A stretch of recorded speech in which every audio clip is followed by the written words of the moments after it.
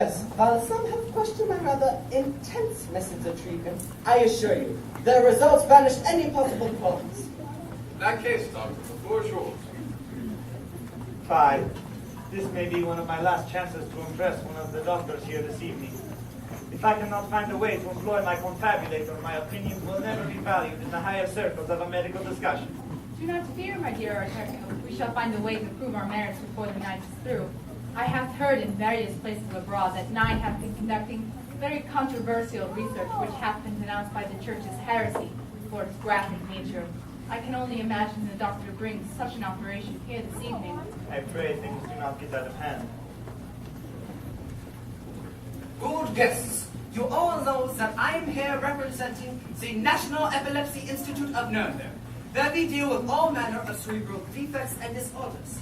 I have seen many an unfortunate patient suffer most ardently from seizures, which grip the entire body in the cruel clutches of uncontrollable spasms. Some particularly religious brethren has perceived this to be the devil, or some demon who has inhibited the flesh of the man, leading them to such maniacal extremity. I, however, has another theory, and it has carried the bulk of my research, which led me to the development of this most cutting-edge treatment. Tonight, you will witness a singular sight. A woman so deeply possessed by malignant humor in the brain.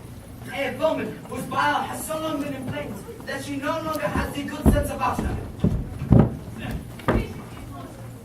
Fine. But we have managed to restrain her. Good. Bring her in.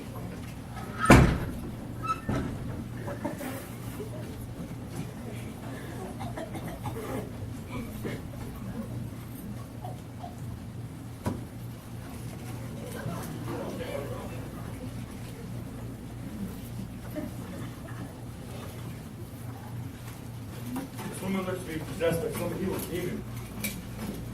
You see, this superstitious brother is hampered by the fear of the Lord.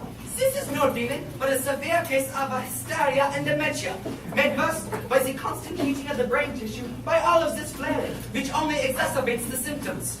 Good doctor, this woman appears to be in acute distress indeed. Please do all you can to relieve her with all haste. Oh, I shall. And to bolster the credibility of my research, I have brought along a former patient of mine, a man who was at one time equally vexed with such hysteria. And now, just look at him!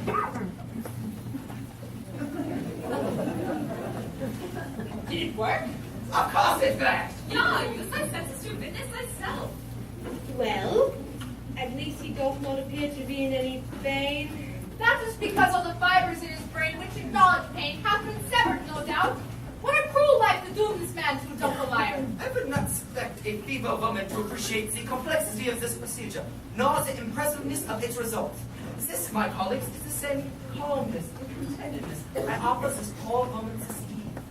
While the results are undeniable, I still cannot deny that this type of cerebral reduction is the only cure for such a patient. Well, whether you support it or not, I shall use this form to demonstrate the efficacy of my procedure. Assistance, if you will.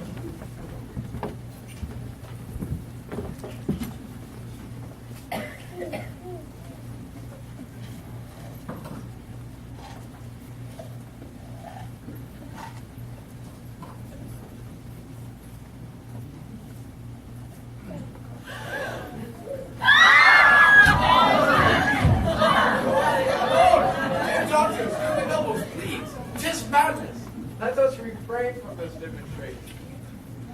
Perhaps the light young vegetable whom you presented us with is enough to convince us all of the efficacy of this procedure. Perhaps you could simply describe the procedure?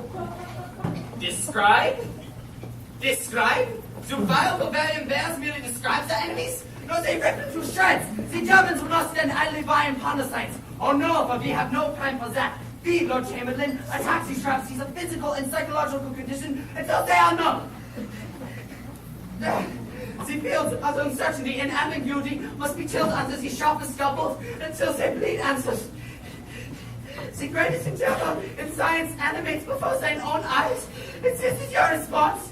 The prescription for thee, my lord, is to shut up or ship off.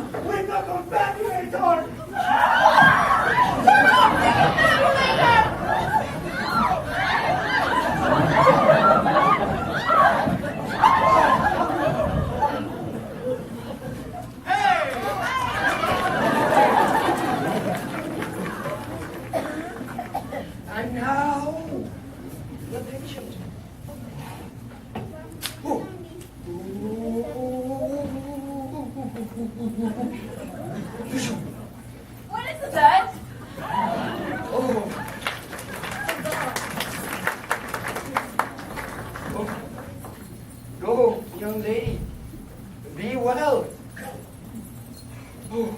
When I was a boy in Muscovy, many things were unclear to me.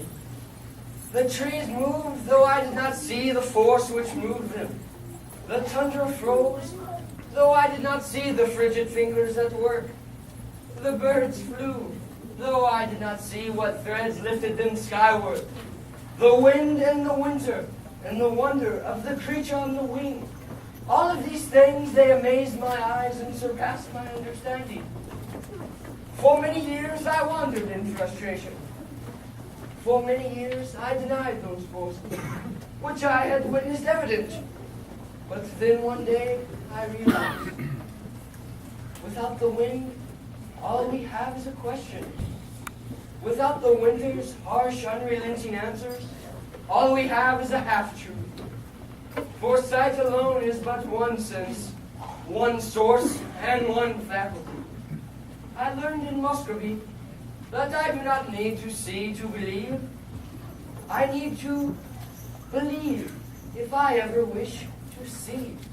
There is but one force in science, stronger than evidence, without which we would surely fail to discover anything of value. And that force is faith. Trusting in our facts and careful calculations, we must never forget that the chariots of progress are drawn forth by the horses of progress in our faith and in ourselves. We must always remember that to move forward, we must take one step, and then another, wandering not, but marching, determined toward a greater knowledge, for the greater good. And what, my dear friends, lifts the foot out of the Siberian snow, from the print in which it hath grown comfortable, unto the new and the unblemished drift ahead?